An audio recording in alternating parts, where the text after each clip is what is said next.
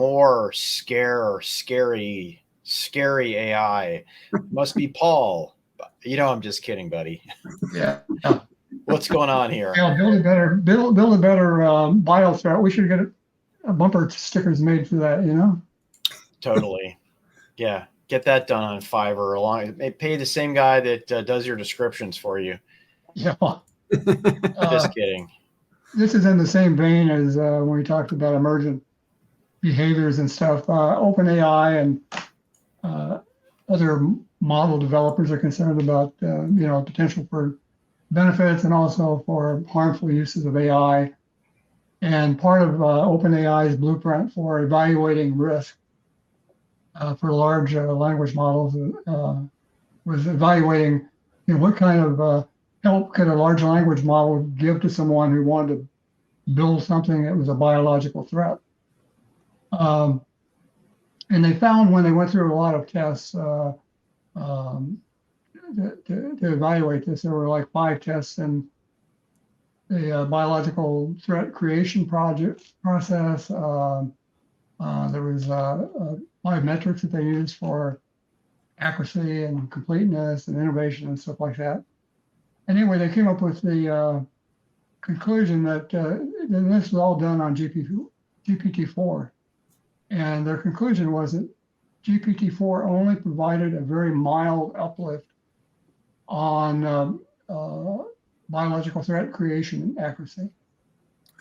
And there was another group that came along after they published this information. Excuse me. A guy named Gary Marcus, who's a professor at New York. I think he's a psychology professor or something. But and as strange as that sounds, they're actually doing psychological tests on large language models.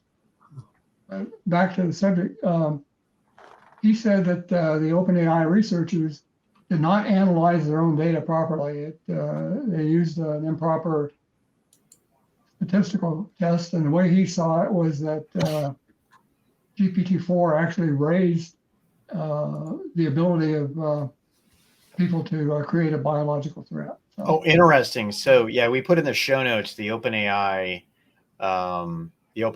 test. Paul, maybe throw in the show notes kind of what the counter after we're done. Throw in the counter point of that. So it's interesting. You've got one company, OpenAI, saying, hey, this is safe. We're safe, really. Hint, hint. Right? I promise. And here's all these fancy graphs and those math things. I'm just joking. I was actually very good at math, folks. But no, I love this. And this is probably the academic community, right? That came out was like, I don't know.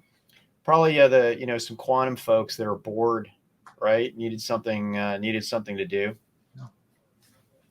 And not that, this is kind of a new way of looking at the risk side of AI. So I'm sure they're probably going to come up with more sophisticated tests and figure out what the best way is to go about this. But I think it is a good entryway. I think we need to do things like this.